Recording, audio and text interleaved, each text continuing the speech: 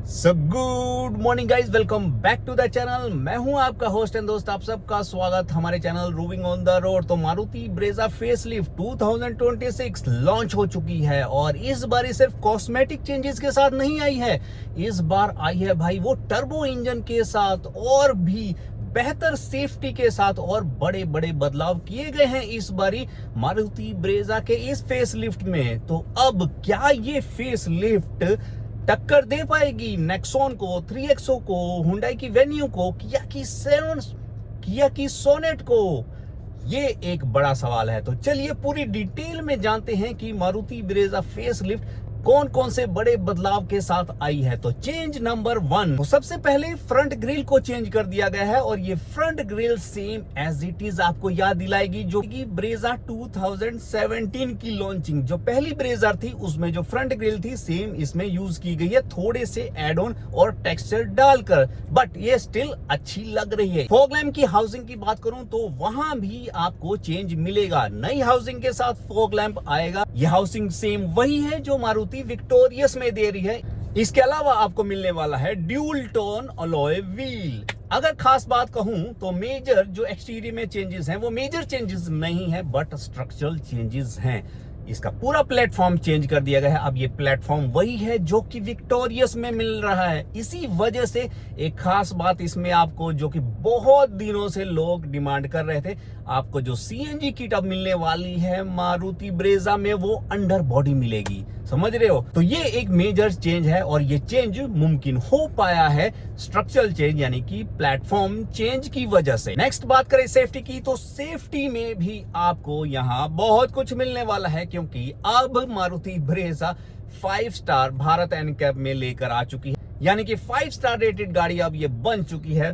फिलहाल ये भारत एनकैप की रेटिंग है बट स्टिल अब अनुमान ये लगाया जा रहा है कि जी एनकैप में भी ये अच्छा स्कोर करेगी। सेफ्टी के आपको सारे फीचर्स मिलने वाले हैं जैसे कि 6 एयरबैग हो गया, ESP हो गया, हिल होल्ड कंट्रोल हो गया, ब्लाइंड स्पॉट मॉनिटरिंग हो गया, फ्रंट पार्किंग सेंसर हो गया, बैक पार्किंग सेंसर हो गया, इसके अलावा ABS, EBD और खास बात सबसे मेजर की इसमें आपको मिलने वाला है रियर रडार असिस्टेड फीचर। और ये जो रडार फीचर हैं वो सिर्फ रियर में मिलेंगे। अगर बेहतर होता अगर इसको फ्रंट में भी इंप्लीमेंट कर देते, बट स्टिल अभी भी सेफ्टी में इतना बहुत कुछ मिल रहा है जो कि पुरानी ब्रेजा से अच्छा माना जा सकता है और आप अपने आप को सेफ महसूस कर सकते हैं इस गाड़ी में। चेंज नंबर 3 है इंजन। एक टर्बो इंजन इंट्रोड्यूस किया गया है with booster jet. Engine same वही है जो फ्रॉन्क्स में मिलता है बट ये सेम वैसे ट्यून्ड नहीं है, इसमें एड ऑन ट्यूनिंग की गई है और इसके पावर फिगर भी यहां पर आपको ज्यादा मिलेंगे, फ्रॉन्क्स में कम मिलने वाले हैं। यहां पर आपको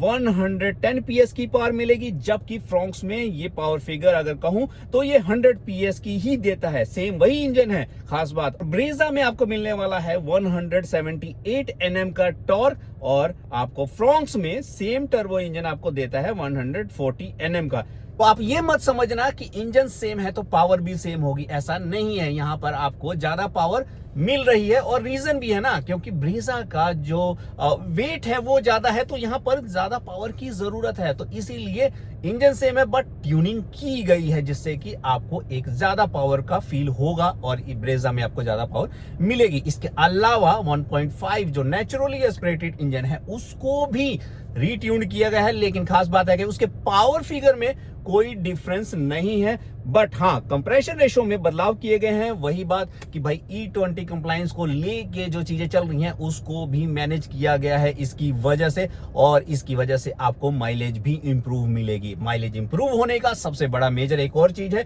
जो कि मेजर चेंज है ब्रेजा में। अब आपको ब्रेजा मिलेगी 6 स्पीड गियर बॉक्स के साथ। पहले पता क्या होता था कि 100-110 के आसपास ना गाड़ी एकदम तड़पती थी कि भाई मुझे छोड़ दो, लेकिन गियर ही नहीं था भाई। ब्रेजा जब 100 की स्पीड पे चली जाती थी ना तो आरपीएम वो पहुंच जाता था 3000 और 3200 के आसपास। अब 6 एयरबैग आने की वजह से वो रिड्यूस हो जाएगा और आपको 2200, 2300, मैक्सिमम 2500 जाएगा। वो डिपेंड करेगा जब हम ड्राइव करेंगे, बट स्टिल अभी अनुमान लगाया जा रहा है कि 2200 आरपीएम के आसपास रहेगा। अब 2200 आरपीएम पे अगर रहेगा तो इसकी वजह से आपको माइलेज बेहतर मिलेगी। Number 3, interior. तो मेजर चेंजेस आपने देख लिए हैं, बट स्टिल इंटीरियर में भी चेंजेस हैं, लेकिन जो ब्रेजा की लेगेसी चली आ रही है वो अभी भी है। आपको डैशबोर्ड में कहीं कोई मेजर चेंजेस नहीं मिलेंगे, सेम एज इट इज मिलेंगे। आपको बटन्स वही मिलेंगे, आपको एसी वेंट वही मिलेंगे, मोर और लेस सब कुछ ऑलमोस्ट सेम है। इंटीरियर में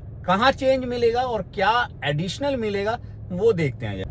आपको 10.1 इंच की इंफोटेनमेंट सिस्टम वाली स्क्रीन मिलने वाली है विद रिवर्स पार्किंग कैमरा। और ये खास बात है, 10.1 इसलिए बोल रहा हूं क्योंकि ये सिर्फ ऊपर वाले वेरिएंट में मिलेगा। नीचे वाले वेरिएंट में, मतलब ऊपर वाले यानी ZXi के टॉप एंड वेरिएंट में ही 10.1 इंच की स्क्रीन मिलेगी, और ZX से नीचे वाले सभी वेरिएंट में LXi को छोड़कर सब में आपको 7 इंच का इंफोटेनमेंट सिस्टम मिलेगा। तो अब आप बोलोगे कि भाई इंटीरियर में तो कुछ चेंज हुआ ही नहीं। नहीं, हुआ है। देखो, सबसे पहले आपको अब लेदरेट सीट मिलेगी विद वेंटिलेशन के साथ, मतलब वेंटिलेटेड वो लेदरेट सीट होगी, नॉर्मल सीट वो नहीं होगी। वायरलेस चार्जर मिलेगा, वायरलेस चार्जर भी कूल पैड के साथ मिलेगा, तो कि आपको फोन को ठंडा रखेगा, फोन हीट अप हो जाएगा तो भी आपको कोई दिक्कत नहीं होने वाली।